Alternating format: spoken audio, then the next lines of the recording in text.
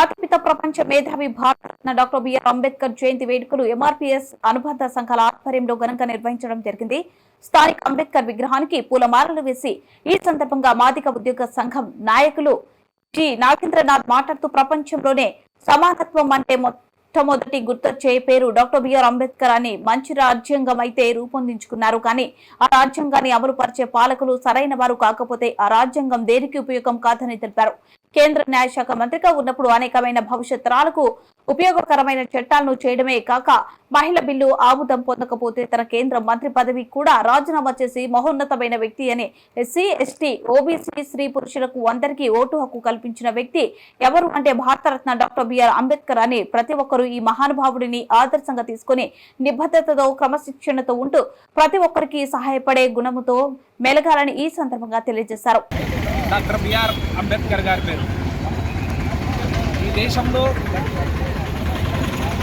రాజ్యాంగం ముందు రాజ్యాంగం తర్వాత చూసుకుంటే ఎస్సీ ఎస్టీ బీసీల మైనార్టీల యొక్క స్థితిగతులను పరుచుకుంటే వారి మెరుగుకు మూల కారణం ఎవరంటే డాక్టర్ బిఆర్ అంబేద్కర్ గారు రచించినటువంటి రాజ్యాంగమే అని నేను ఘంటాపదంగా చెప్పగలను.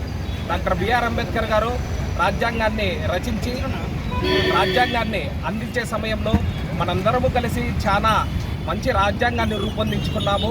ఈ రాజ్యాంగం యొక్క మంచి చెడుల గురించి నేను చెప్పను, కానీ మనం ఎన్నుకొనబడే పాలకులు ఈ రాజ్యాంగాన్ని ఇంప్లిమెంట్ చేసే విషయంలో దాన్ని బట్టి ఈ రాజ్యాంగం యొక్క మంచి కానీ చెడు కానీ ఉంటుంది అని చెప్పడం జరిగింది.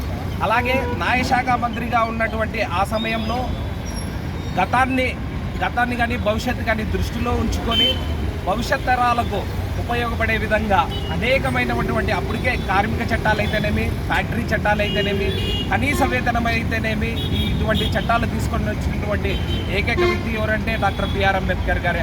అలాగే స్వాతంత్రం రాకముందు మహిళలకు స్థానం ఎలాంటిదో మనమందరము గమనించుకుంటూ ఉంటాము. అలాంటి మహిళల కోసము న్యాయశాఖ మంత్రిగా ఉండి మహిళా బిల్లును పెట్టి మహిళా బిల్లును ఆనాడు తిరస్కరిస్తే తన కేంద్ర మంత్రి పదవి కూడా రాజీనామా ఇచ్చి బయటకు వచ్చినటువంటి వ్యక్తి ఎవరంటే డాక్టర్ బిఆర్ అంబేద్కర్ గారే అని చెప్పగలము.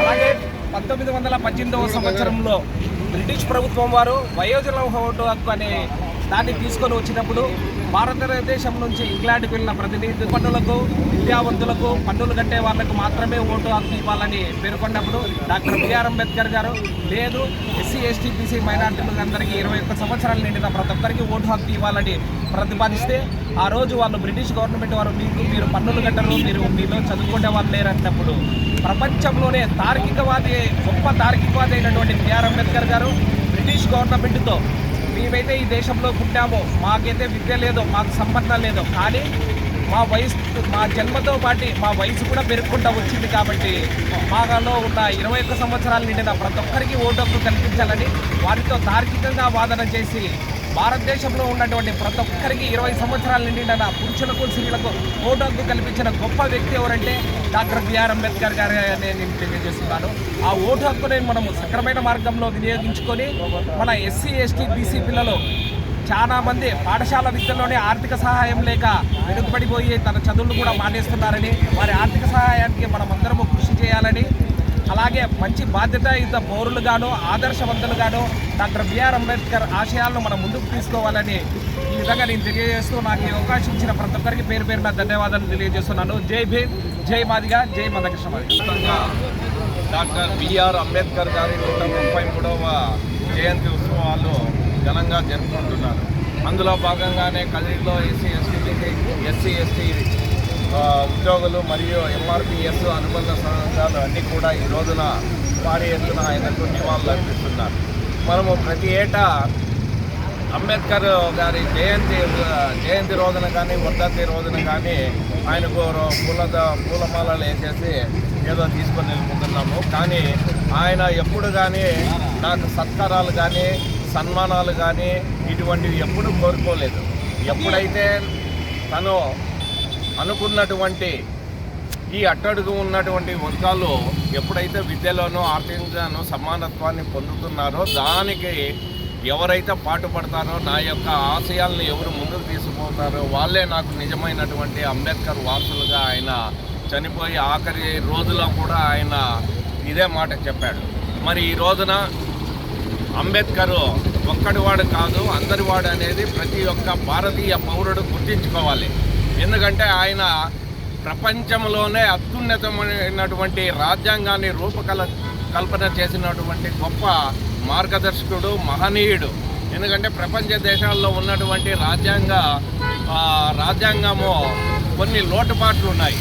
క్షుణ్ణంగా ఆయన ఈ రాజ్యాంగము భారతదేశంలో ఈ రాజ్యాంగాన్ని రూపకల్పన చేయాలంటే అన్ని దేశాలు తిరిగి ఎక్కడ ఏమున్నాయి లోటుపాట్లు అవి మన భారతదేశ రాజ్యాంగంలో ఉండకూడదనే ఉద్దేశంతో ఆయన 99 అందరికీ సమాన హక్కులు కల్పించడం జరిగింది. మరి ఈ రోజున కొంతమంది స్వార్థపరులు అంబేద్కర్ అంటే ఒక దళిత జాతికి చెందినటువంటి వ్యక్తే అని చెప్పేసి ముద్ర వేయడం జరిగింది. గతంలో ఆయన ఒక్క దళిత వర్గానికి ఏడ పనిచేయలేదు. మహామేధావి, ప్రపంచంలోనే ఆయన మేధావుల్లో 3వ వ్యక్తి. మరి ఆ రోజున ఆయన బాల్యం తీసుకున్న, ఆయన చదువుకున్న సమయంలో కూడా మన భారతదేశంలో ఉన్నటువంటి వ్యక్తులు అంటే ప్రముఖమైన వ్యక్తులు కూడా ఆయన మేధా సంపదని గుర్తించి కూడా ఎన్నో అవమానాలు, నిస్పృహత ఇవన్నీ కూడా ఆయన మీద ప్రయోగించినారు. అయినా కూడా ఆయన ఎక్కడ కూడా తన యొక్క ఇండివిజువాలిటీని దెబ్బతినుకోకుండా తన చదువు ద్వారా, తన మేధాశక్తి ద్వారా